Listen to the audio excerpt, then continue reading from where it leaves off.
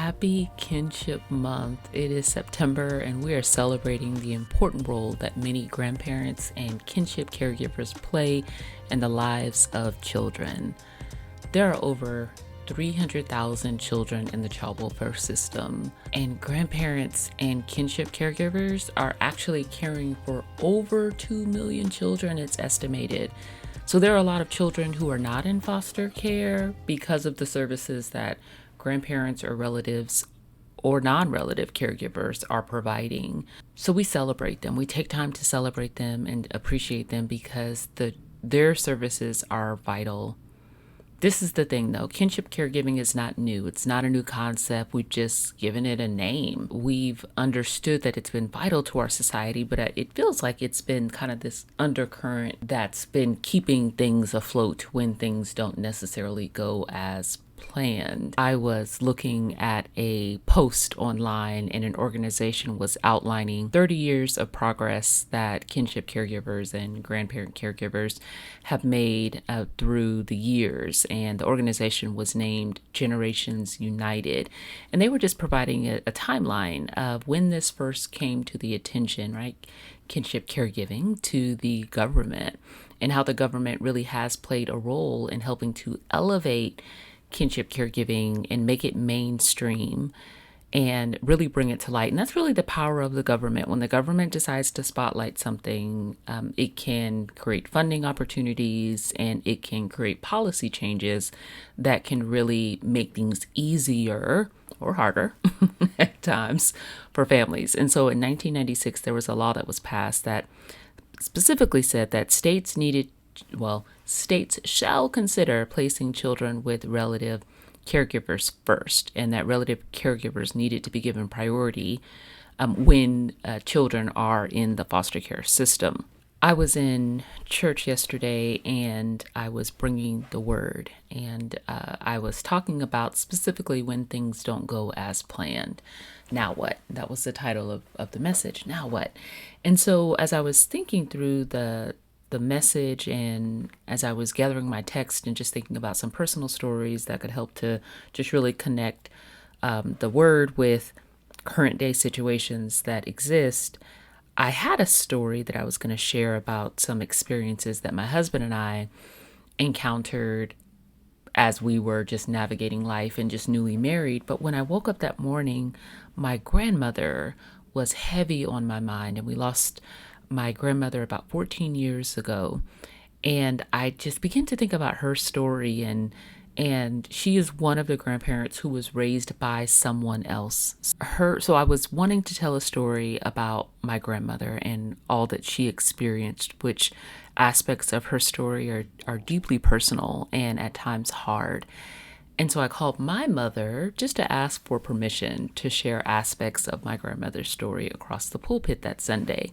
And I told her, I said, listen, this is your mama, all right? So I just want to make sure that you're comfortable and okay with me doing this. And so I began to share what I was going to tell the congregation and just some of the decisions that my grandmother made and some of the kind of impossible choices that she was confronted with, and how her decisions really did change the trajectory of my mother's life. And of course, we know that means my life and all the things. And so my mom, she just started laughing. She said, "Oh, baby, I would be honored if you would share your grandmother's story with the congregation. And I just want to make you aware that today is actually your grandmother's birthday." It just, like, I immediately started crying, right? Yeah, just the fact that she was heavy on my mind, just the fact that she experienced so many different things. And like I mentioned before, she was raised by her grandmother. So her grandmother raised her because of challenges that my great grandmother had her entire life. As I think about that, I think about the service that my great grandmother provided to my grandmother, who we called affectionately Nana, and just how that has impacted generations to come. And so I'm just deeply appreciative of kinship caregivers. But the truth is, they called it keeping kids. And my great great grandmother, actually. So my great great grandmother, the one who cared for my grandmother, she not only kept my Nana, she kept a couple of other children as well. She had a house full. One of the reasons was one of her children tragically was killed in an accident, and so she was raising those set of grandchildren as well. And what she really was in my course, the history of child welfare by race, and then in the workshops that I do for organizations that really need to think about how they are approaching their work with communities. It's called Going Deep Together. There's a section in it where we talk about helpers. When we think about helpers, we need to really think about it from the perspective of kind of three buckets. And I think about individual helpers, and that's who my great great grandmother was. She was an individual helper because she saw a need, she filled in the gap, and she was of service to her grandchildren in their time of need. And so we think about individual helpers, and then we think about community helpers and what they do and how they help support individuals and provide access and resources and fun, right? And just community for people who are in that space. The other thing with community helpers is they oftentimes have the trust of the community. So when I think about community helpers, I think about really safe spaces like the library, which is an amazing resource. It's low barrier to entry, usually doesn't cost anything. There's classes, so it's not only providing a safe space, it's also providing a space of learning, it's providing a space of development. I love the library. So that's one of the spaces and ways that community helpers show up. And you think about perhaps the Boys and Girls Club and how they provide care and programming and access. I think about Big Brothers and Big Sisters, how they provide mentorship. And I think about the local YMCA or YWCA and how, again, it's typically income-based. There's a low barrier to entry and people can get their needs met. And one of the needs that we have is the need to play, the need to exercise, the need to move our bodies, right? The need to connect with others. And so the local Y provides that space as well. And so those community resources are really important. Those individual helpers are so vital and so important.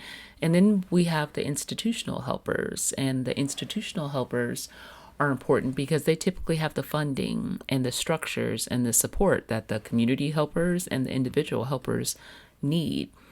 I say it all the time. You can have love all day, but it takes money to buy land, right? So love is great, love is important, but we need resources, and our caregivers need resources, and our kinship caregivers need resources, whether they are involved in the foster care system or not. They're doing a tremendous work, a tremendous service that oftentimes is invisible, but they're the strings, right? They're filling in the gap, and they are providing those needed resources and supports for our families and for our communities to thrive. And so in the show notes, I'm going to link a paper that I was reading that provided tangible tips for organizations to make things easier for kinship caregivers to navigate and to access resources.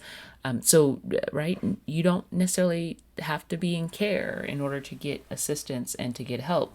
So during this kinship month, I would just challenge you to think, do you have personal experiences with any kinship caregiving relationships within your own family structure, and how has that been a part of your life? And so again, just very appreciative this month on the sacrifices, but not only the sacrifices, I'm also really interested in how we can make things easier and make things better for those that are serving in that role and in that capacity.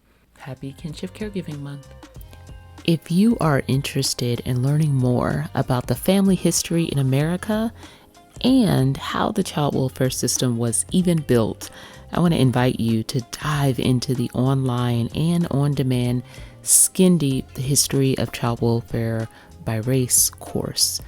Because you're coming from the Skin Deep podcast community, I'll have a special discount code for you in the show notes below. Let's dive deeper on behalf of families.